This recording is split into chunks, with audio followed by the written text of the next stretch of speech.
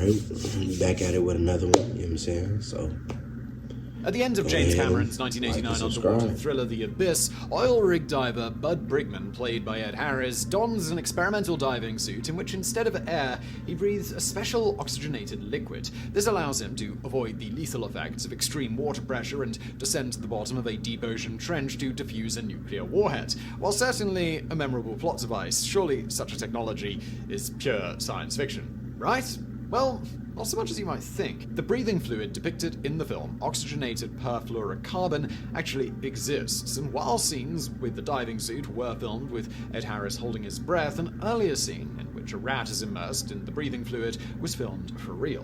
While The Abyss is certainly the most famous depiction of liquid breathing, the technology has been experimented with for over a century, and while it might not quite be ready for use in deep-sea diving, it may have life-saving applications in the field of medicine. The first experiments with liquid breathing were conducted shortly after the First World War, when doctors began investigating the use of oxygenated saline solutions to help heal the lungs of soldiers damaged by poison gas.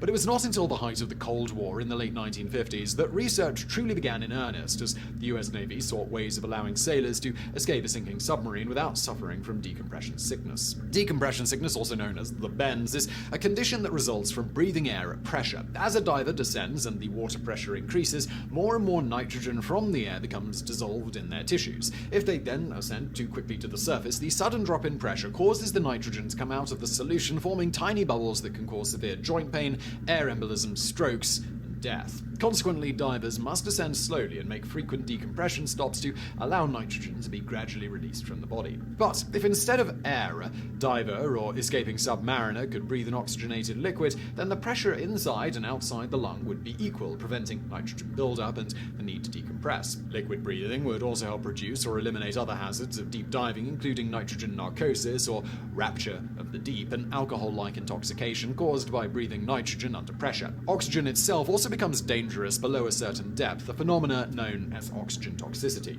To avoid these effects, divers use various breathing gas mixtures such as heliox or trimix, which dilute the oxygen and nitrogen with helium. But even this only works up to a point, as below around 160 meters, breathing helium induces severe tremors and other neurological effects known as high-pressure nervous syndrome. As a result, the deepest any diver breathing pressurized gas has been able to descend to is 701 meters, even then only in a land-based diving chamber. In 1962, a team led by Dr. Johannes Kleistra at Duke University succeeded in getting mice and other small animals to breathe an oxygenated saline solution pressurized to 160 atmospheres, the high pressure being necessary to dissolve sufficient oxygen in the fluid. But while respiration was sustained in this manner for around an hour, the animals died soon after of respiratory acidosis, aka carbon dioxide poisoning. This reveals one of the major shortcomings of liquid breathing, which has plagued researchers ever since. While breathing fluid can easily deliver sufficient oxygen to the body, it is far less efficient at removing exhaled carbon dioxide. In order to prevent acidosis, the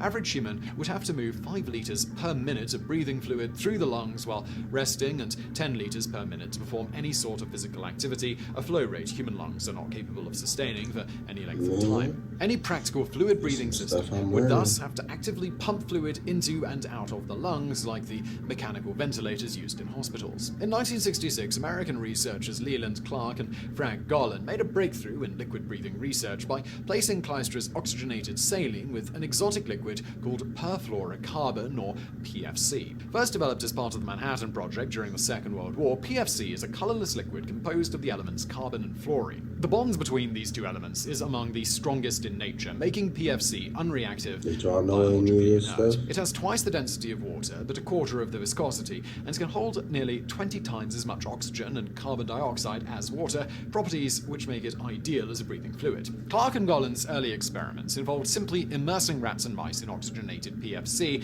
and allowing them to breathe naturally. While the high density of the fluid made breathing difficult, the animals were able to survive fully immersed for up to 20 hours without any ill effects. Larger animals required the use of forced ventilation to prevent carbon dioxide buildup, but experiments on anesthetized dogs further demonstrated the viability of PFC as a breathing fluid. Clark and Garland's work on PFC was soon taken up by Kleistra, who between 1969 and 1975 conducted one of the most comprehensive studies on liquid breathing in history, using both animals and humans as test subjects. In the course of his research, US Navy diver Francis J. Falyek became I just want to say thanks for watching.